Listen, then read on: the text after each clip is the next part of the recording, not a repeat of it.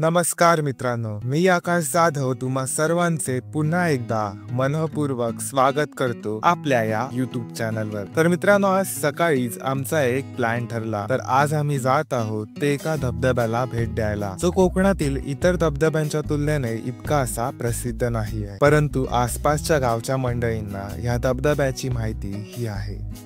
तर चला तर मग सुरू करूयात आपल्या आजच्या ब्लॉगिंगला। आणि हो, जसं तुम्ही इतर ब्लॉग्सला सहकार्य करत आहात तसंच या ब्लॉगलाही करा। हा ब्लॉग देखील शेवटपर्यंत नक्की पहा। मित्रांनो, तुम्ही पाहू शकता आज आपण मेहबूब नगरच्या दिशेने जात आहोत। हाच रस्ता पुढे जाऊन खारेपाटण तसेच मुंबई गोवा महामार्गास मिळतो। या धबधब्याकडे जाण्याकरिता इतर मार्ग देखील आहेत, तर ते मी डिस्क्रिप्शन बॉक्स मध्ये दिले आहेत, तर ते तुम्ही एकदा नक्की चेक करा।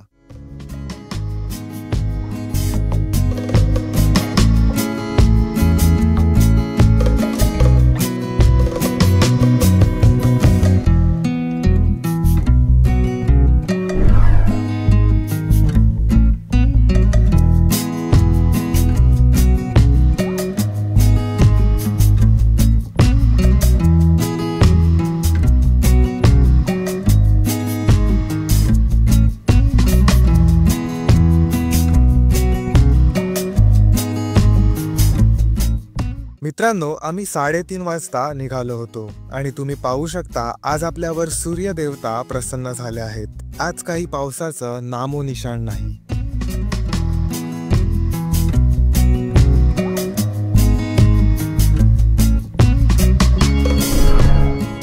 मित्रांनो, आपण आता मुंबई गोवा महामार्गावर पोहोचलो आहोत आणि आपण डाव्या बाजूस वळलो आहोत, म्हणजेच कुडाळ देवगड गोवा जाणाऱ्या दिशेने। तसेच उजव्या साईडला वळलो असतो तर आपण खारेपाटणला पोहोचलो असतो। या इथे पोहोचायला आम्हाला 15 मिनिटं लागलीत। आता इथून अजून 45 मिनिटांचा रस्ता आहे, मग आपण आपल्या ठिकाणी पोहोचलोच।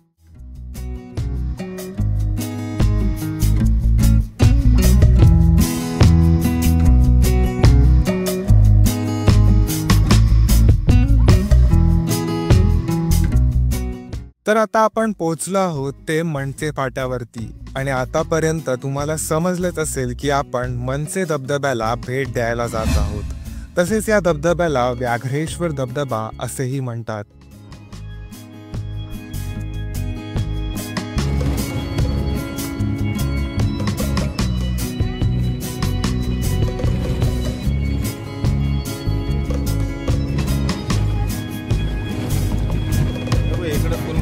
रस्ता आहे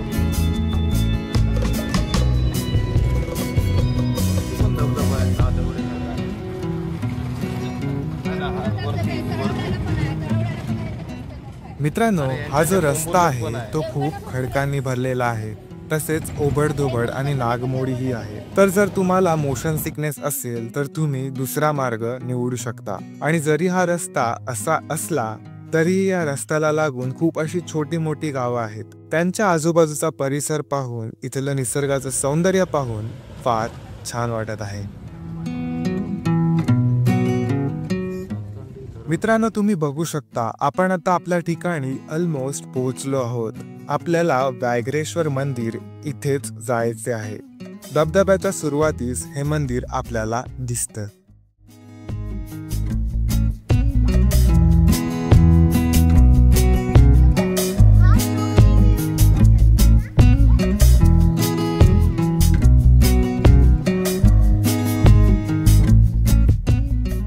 मित्रांनो, तुम्ही बघितलंच असेल आपण पोहोचलो आहोत। तसेच हे समोर आहे तेच आहे व्याघ्रेश्वर मंदिर। मंदिराच्या इथे काहीतरी कन्स्ट्रक्शनचं काम चालू होतं, त्यामुळे इथलं चित्रीकरण करायला मला मिळाले नाही।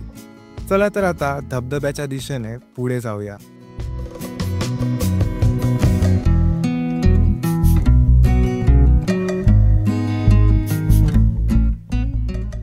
तर ह्या इथे पार्किंग एरिया अवेलेबल आहे आणि इथल्या पार्क केलेल्या वाहनांवरून अंदाजा लागू शकतो की आज इथे किती लोक आली आहेत ते। तसेच यावरून असं वाटत नाही की हा धबधबा अप्रसिद्ध आहे, हे एवढं मी एक्सपेक्ट नाही केलं होतं।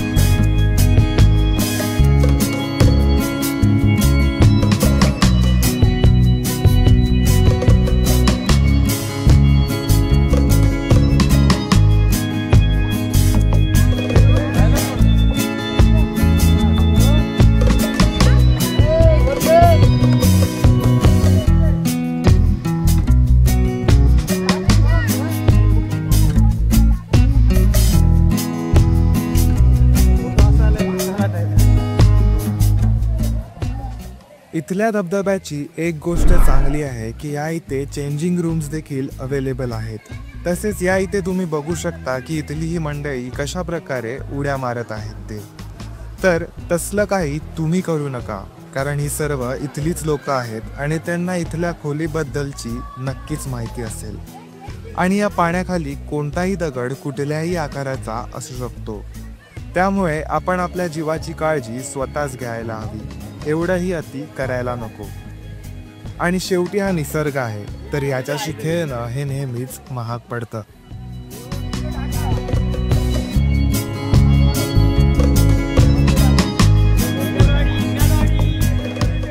तर ही इंगळवाडीची मंडळी होती. आय होप जर तुम्ही हा ब्लॉग बघत असाल तर प्लीज सबस्क्राईब करायला विसरू नका.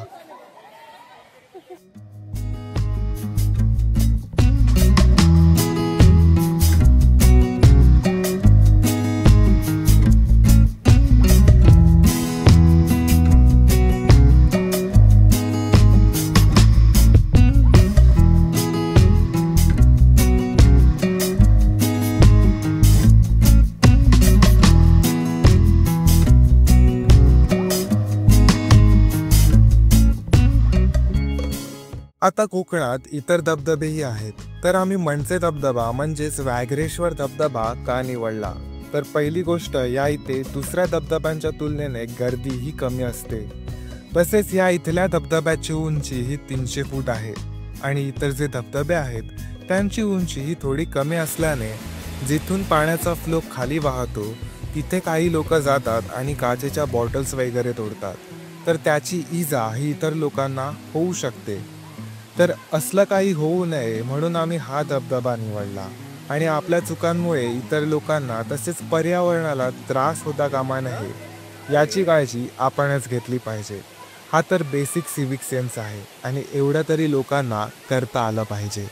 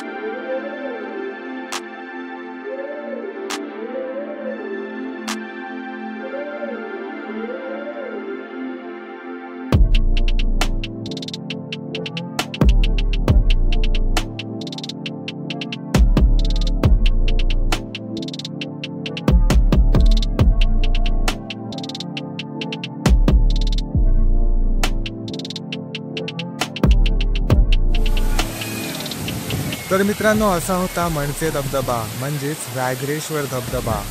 जर तुम्हाला हा धबधबा तसेच आपला हा ब्लॉग आवडला असेल तर प्लीज लाईक करा, शेअर करा आणि सबस्क्राईब करायला विसरू नका. आपली भेट होईलच पुन्हा लवकरच. तोपर्यंत बाय बाय आणि टेक केअर.